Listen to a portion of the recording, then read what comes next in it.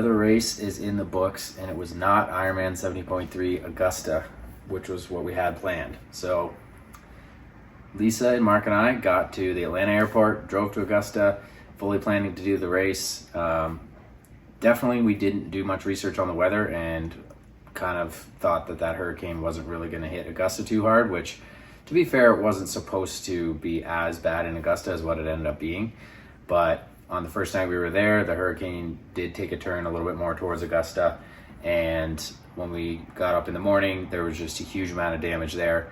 Obviously, no way the race could take place. There was houses crushed by trees, a huge amount of power lines down. And we just needed to get out of there and allow them to use the resources for that, all that cleanup. So the race was canceled. We kind of helped our Airbnb host clear the trees off the driveway. There was like 3 gigantic trees blocking the driveway, and luckily the neighbors had chainsaws and everybody kind of came out and helped out and got the driveway cleared. And then we headed out to what we thought was going to be going back home, going to the Atlanta airport and flying home.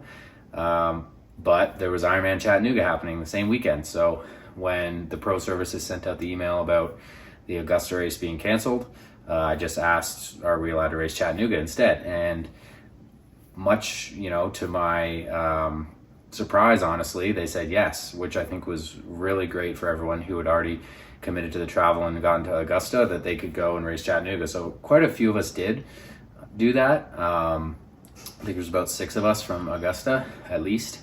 So we made our way there. Luckily, we had a full tank of gas and were able to make it there to Chattanooga. A good friend of mine, Sean Green, allowed me and Mark to kind of crash in with him in his hotel room.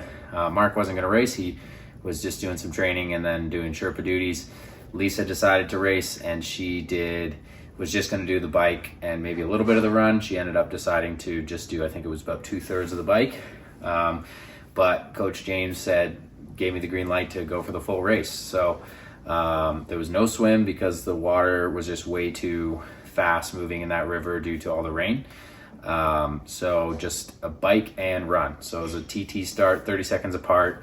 And since I was one of the last people to enter, I was right near the end. It was about 2.5 minutes behind Cody Beals, 3 minutes behind Dreitz, and I believe it was like in 4.5 minute range behind Sam Long. So I figured I wouldn't catch Sam for sure. But for a little bit more in-depth bike analysis, I'm gonna do something a little different. I'm consulting with Tom Epton from Venturi Dynamics. He's gonna jump in with me here and have a conversation about the power data and more about the aerodynamics of the ride that I did in Chattanooga, which was 350.01 for about 173K. So here's a little bit more detailed talk on the bike with Tom. All right.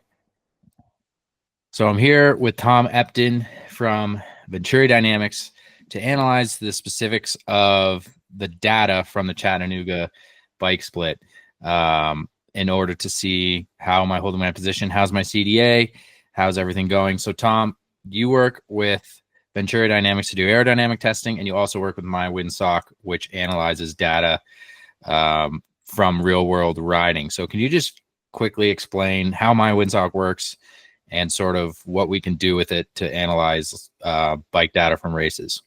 So this is My Windsock, and you have essentially a map with a series of graphs that you can see that are based on the weather, the data from your bike computer, your power data, your speed data, as well as using weather APIs to look at the local conditions on the day, and you add all of that stuff together, and it approximates your CDA during your ride, and you can sort of change some of the settings to match yourself, and you hit calculate. It's very similar to I guess more Americans might use also Best Bike Split. It's a similar kind of technology, right? Similar sort of thing. As you make a calculation, you can approximate how aerodynamic someone is. So from here, we can take, let's say, once you're out of town and we have a look at your first lap of your Ironman Chattanooga bike course. Yeah, so it was a time trial start, and the first lap was roughly maybe like a 10K section 8K section before you get to the lap part, and then you do the full lap, which is roughly 55K. So the first hour 20 here we're looking at, I'm riding completely by myself. I've passed a couple guys, but I haven't ridden behind anyone, and I'm literally just holding my position and riding. And it looks like 312 watts. So I rode a little bit, probably too hard, but went out pretty aggressively for this first lap. And we can see there's a couple of things that we can see. Firstly, that conditions were really, really favorable just in general on this day. And that's something that it's kind of, you don't need my windsock to tell you. You can just look at the bike splits. Everyone was riding really fast. Like your average speed for the entire ride was 45 kilometers an hour, which for an Ironman bike split is really fast. The road condition, you said the road surface was good. The you were in in a hurricane. So even though it was slightly windy, it wasn't actually too bad on race day, was it? It was all right. But what that does mean is you tend to have super low air pressures as well, which make the you have low air pressure means you've got less air particles in your way that you physically have to like push out of the way when you're riding. And you can see this from the speed, like to get out of 300 watts, to get 46 kilometers an hour out of that is pretty good going, and suggests it's quite a fast day. So yeah, this first lap we can see that the CDA's fairly constant, and one thing you can do is you scroll down here and you can have a look at the CDA variability, and you can see that it was 0.056, and that's on the approximated CDA from my windsock, which is obviously making calculations over each point during your ride. And what that means is that your CDA remained fairly constant. You had pretty good position discipline. Obviously, you don't have to sit up too much on this course. There's a couple of breaking points where you have the at each turnaround, but other than that, it's kind of, yeah, it's pretty much what you'd expect from Yeah. that motorway. Yeah, so it was raining. The only sort of parts where I was not that aero was when I had to take the visor off to shake off the water so I could see. But I did do that on uphills only, so that meant that it was going to affect my speed less. So that's a good tip for people. If you have to do something that's going to cause you to break out of aero position, try to do it on an uphill. If that's like drinking from a bottle, taking a gel, whatever that is. If you have a course where you have frequent uphills, like this course where there was lots of rollers and, you know, uphills happening frequently, you can pretty much only, you can plan it so that you're never coming out of aero on the downhills or the flats. So that's kind of the idea there. But so after the first lap, looks like you said, CDA was 0.199, I think you said. Yes. And so we can have a look at this second lap here. So on the second lap, I right at this, just before the second lap, I caught that big group with Dreets, Cody, and Elliot Bach. So that was and what time was the second lap? Sorry. That would have started around an hour 20. Well, it would have been about 60K into the race. So just before an hour and a half, hour 20, something like that. 20. And then it's a 55K lap. So it probably took whatever that is, an hour 10, an hour 15. So in this point, I tried to drop the group, wasn't able to. I put in my peak, my peak 6 minute was 3:52 during that time. I did get a little bit of a gap, but they pulled me back in. And I basically I rode at the front of that group the whole lap. And this is where the age groupers were now on the course, and we were kind of passing them. Sometimes they would get in front. We'd have, shout on your left. And so the age groupers were definitely playing a role in the race, and it looks like in the aerodynamics as well. So what do we see for the CDA for lap 2? So on average, you were basically about 10% faster during lap 2 than in the first. And that's partially age groupers being there, blocking the wind. If you've got a continuous flow of age groupers on one side and the wind's coming from the same side, which it was on the way out. So on the way out, you can see as the dot moved towards the top of the screen, that's you. And the wind is coming from the right. The age groupers were on your right-hand side there, weren't they? Yeah, they were. Off in the wind. And then you've also got, obviously, the group dynamics. And you said you tried to drop the group and you couldn't get away, for various reasons. And the result of that is you sort of go back into the group and you sit in and you do less less watts, and you can see that your power is slightly lower. You're about 10 watts lower for I think pretty much the same speed. The other thing that you can see in this section is your CDA is marginally more variable. So there's a little bit more variation, and maybe that could be explained by, that could be noise, or it could be explained by the differences between being on the front of the group, off the front of the group, and in the group. You're likely to see a wider variation in the CDA. Yeah. So this lap I was only at the front, other than maybe the first like 2 to 5 minutes. But even that, when I was coming through the group to move to the front, I'm sitting up. There's people getting in the way. You're trying to shift over to the left. There's a lot of things going on. But yeah, it seems like for sure, at least the age groupers being there lowered the CDA overall. And then after the second lap, I realized I wasn't going to be able to drop this group. And at that point, I rode more about 50-50 on that lap in terms of how much was me at the front versus Dreets.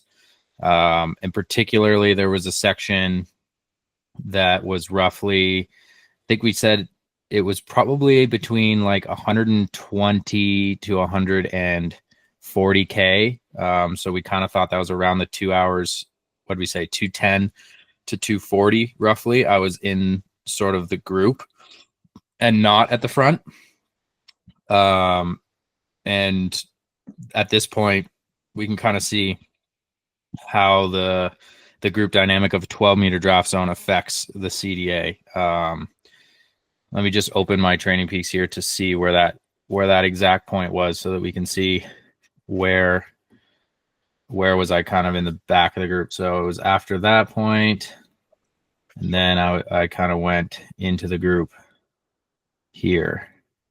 So yeah, it was actually more like 230 to probably 230 to 250 for sure. I was not at the front of the group for most of that. And your average CDA drops again to 0.16. And obviously 0.16. So 230 to 250. That's so keeping in mind, this is 2.5 to almost 3 hours into an Ironman. You'd expect to be getting fatigued at this point, and if anything, holding not as good of an aero position. And my CDA being 0.16 for that. And that's a long enough period of time. Would you say that, the average CDA is going to be, you're not going to get like some weird noise and it's going to be like way off? It will. Yeah. I mean, it will even out and compare. One thing you can definitely do is compare it to the sort of 20 minutes when you were riding on your own at the front of the race. And you can see that you're hiding in the group. You're about 20% faster. Like the difference is huge. It's so in terms of like 30 to 50 watts probably saved in that situation. So 30 to 50 watts saved. And I was, I saw the dynamics of the group when I was not at the front, and I can tell you everyone was riding fair. Like if anything, more than 12 meters the whole time. I was probably between third and fifth in the group for this time period. So this is just to say, like, to call it non-drafting is really kind of a bit of a misnomer. It's more semi-draft legal, especially in the Ironman races where it's 12-meter draft zones, and most pro racing. In the PTO and some challenge races, you have 20-meter draft zones where you're going to have a little bit less draft effect. But here, yeah, it's clear how much, and now it makes sense why I wasn't able to drop that group, because Dreets is strong, Cody's strong, Elliot Bach's strong. I'm not going to be able to drop them when there's a 30 to 50 watt savings if you're fourth in the group. So that's kind of, an interesting dynamic, and especially this course with the fast conditions, super straight roads, right? Like if you have windy roads back and forth, the group is not in a line behind you, and it's much harder to draft. There were no turns almost. You can look at the course map there. It's pretty much dead straight. I think one thing is just opportunities for creating a gap. So once the gap is there, you're obviously 1v1 with the guy on the front of the group, right? So it might be a situation where there's a couple of people in the group that want to bring you back. Then you're 1v3 or 1v4, whatever, or 1v2. But if it's just you versus someone else, the thing that you have to do is make the gap. And there's sometimes some courses suit making a gap, right? You have a 3-minute climb and you just go up it 100 watts harder than you normally would, and you can make a gap. And that's a tactical decision you make as to whether or not that investment of that extra 100 watts is worth it in the long run. And that's part of racing, is making those decisions. The problem with this course is you were out and back along a motorway. You have no sort of artifacts on the course that would really help you do that. You had a slight crosswind on the way out, so maybe a cross tailwind is a good one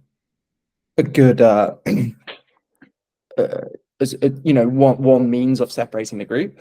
But the reality is you're all moving so fast that by the time you sort of resolve all of those wind forces, it's kind of non-existent. So you get this massive effect of a draft in the group, and then causing the gap requires such a significant energy investment. As you saw, right, it took you 400 watts or 380 watts or something to create a gap, and it was a small gap. It was a big energy investment for a 5-6 minute period, and it created a really small gap that was closed quite quickly. And I think that's one of the issues with racing on a course where the average speed is so fast. The higher the average speed that you're moving, the more resistance you get at 12 meters. Yeah. So I think I underestimated the savings of that, and perhaps would have been better suited to work with the group for at least a while until there was more fatigue. But so at this point, I had relegated myself to being in the group, but I was still in the lead of the race. I knew I'd ridden the fastest, and from sort of that turnaround at the far end back into town, let's look at maybe the last 45 minutes or so, I certainly dropped my power. I still was at the front quite a bit, probably at least half of that. And it looks like my average power, 249 watts for the last 46 minutes or so. And this is where I went from having a 2.5 minute lead on Sam Long to he almost virtual. I mean, he had started 4.5 minutes ahead of me, but he almost had caught me by the end, because I honestly, those attacks took something out of me. I was thinking about the run. I was sitting behind Dreitz half the time. And then when I was on the front, I was no longer as motivated to like push hard, because I knew, okay, I'm in the lead. I want to run well. I don't want to ruin my race. So that last 45 minutes, there was also a headwind and the speed was lower. I was looking at 42K an hour for the last 46 minutes, which is still pretty fast. I mean, for 250 watts, to be fair. But yeah, at that point, what do we see the CDA looking like there? Is it a little bit probably higher because I'm at the front more again? It comes back out just above 0.2, and it's pretty much the only point in the race where it's kind of that high. I mean, it's kind of artificially inflated a little bit by the fact that you had a headwind on the way back as well. So it's but yeah, but it's, I mean, that's still a pretty low CDA, just like in terms of, in general, that's quite low. And also, you know, getting 39 kilometers an hour out of 250 watts going into a slight headwind is pretty good going. Oh, so there you have 30 minutes. Yeah. So the last 30 minutes is really the slowest point, 39K an hour, 0.212 CDA. And yeah, the last 30 minutes, I was probably on the front about 2/3 of the time. Just because the very last 10 or 15 minutes, I was only on the front. And before that, I shared a little bit with Dreitz, and Cody went to the front a couple times as well. So, and then again, it's the end of an Ironman. I'm probably not holding arrow as well. But still, it's encouraging that the CDA is still pretty strong, would you say, for the last half hour? Yeah, 100%. I think one thing that is quite interesting is the kind of the power drop off at the end. But I guess, you know, you'd spent a lot of the race on the front being active on the bike. So it's hard to, but it's interesting that your power drop off didn't really come with a huge drop off in aerodynamics as well, which is something that we often see in the last 10K, 15K of an Ironman bike. Like, you see people shipping a huge amount of time, and their performance just kind of falls off a cliff. But actually, if you have a 50 watt power reduction, as long as you stay really, really aerodynamic, you're probably okay. Yeah. Yeah, so that's good. I mean, Sam did make up a lot of time, but overall, the bike really tactical, didn't probably play the cards as well as I could have in that case, but good learning experience for Kona. So yeah, interesting to see that data. And I'm going to be meeting up with Tom at the wind tunnel probably in January. He works for a company called, or owns a company. Tell us about Venturi Dynamics real quick, about your aerodynamics testing company. Venturi Dynamics is the best aero testing company in the world, probably. I agree.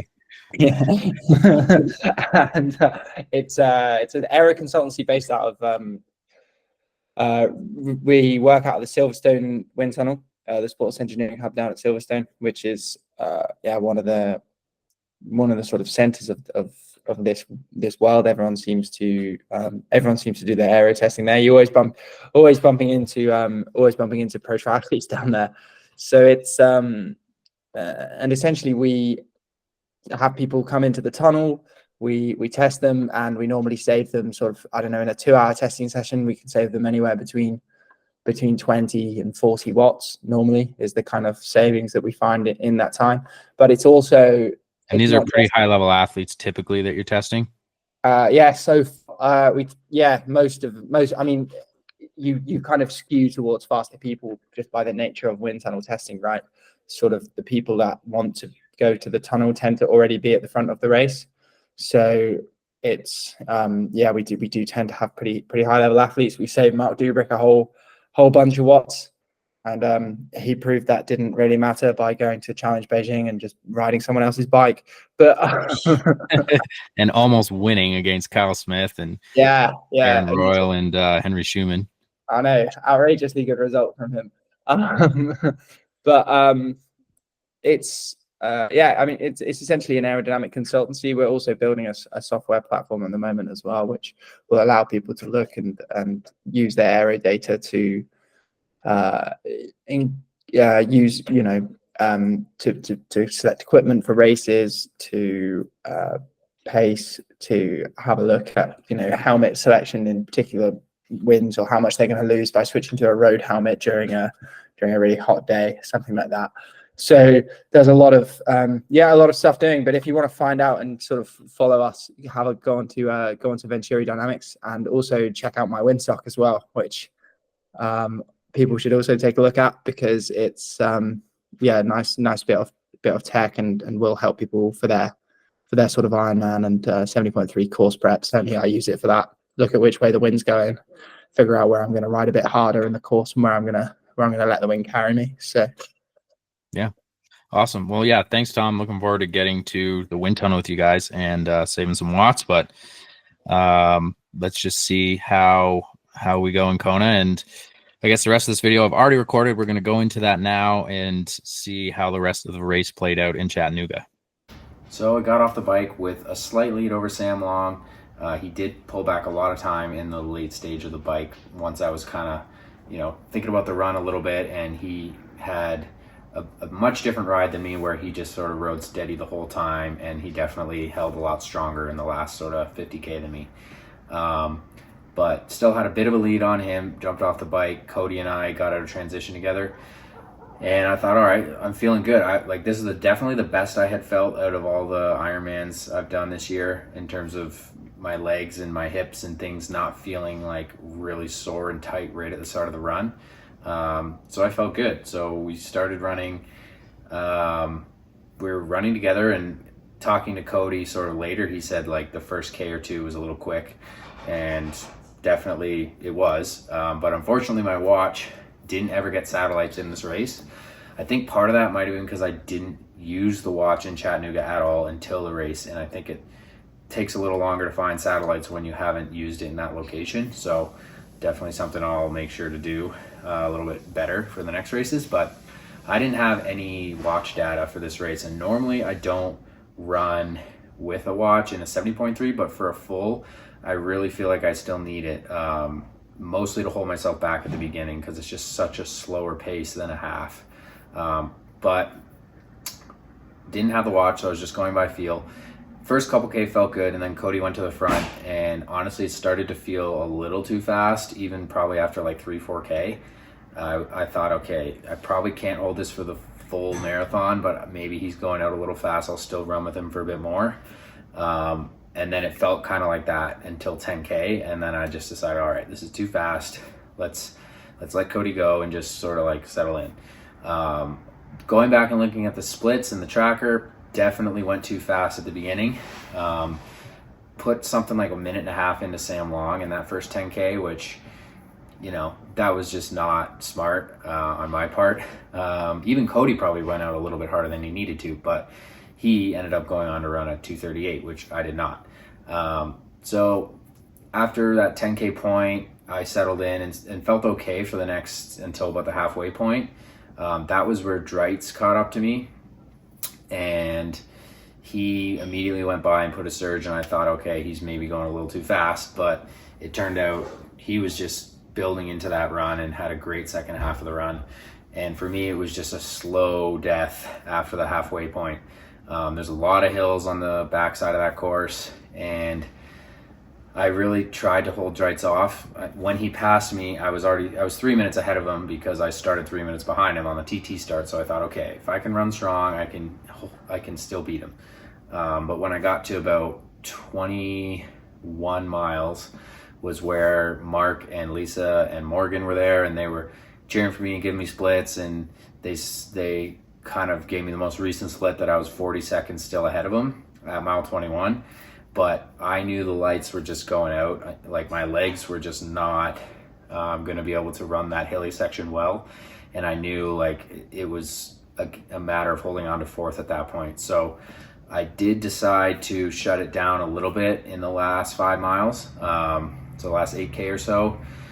I was thinking about Kona coming up, and I knew I had a really big lead on 5th place. So I thought, okay, let's shut it down a little bit. It still wasn't that easy. I was running like 5 minutes a K, and it wasn't like I could have run way faster. Like, I probably could have run a couple minutes quicker in the last 5 miles, but the legs were done. I went out too hard on that run. So that was a lesson I think I really needed to learn. I know now that I can do a really hard ride and come off the bike and still have the potential for a great run. I ended up running 2:49. I know with like a well-paced run, conservatively, I could have probably run 2:45 or maybe a little bit faster. So that's like a really good confidence booster for me going into Kona. Especially since I was not prepared for Chattanooga. I didn't taper very much. I wasn't like focusing on the Ironman sort of preparation for that race. So I was really happy with it. Of course, it would have been nice to pace it better, and I maybe would have been in a good battle with Andy for third, but that's a good lesson learned for Kona. So here I am now in Castle Rock. I'll be training with Matt Hansen the next couple of weeks, and my focus is fully on Kona and kind of seeing where that puts me in the series. So next video will be a little bit of a training video here in Castle Rock, as well as a little bit more details on where I think I'm at in the series and sort of plans for the rest of the year. So thanks for tuning in, and we'll catch you in the next one.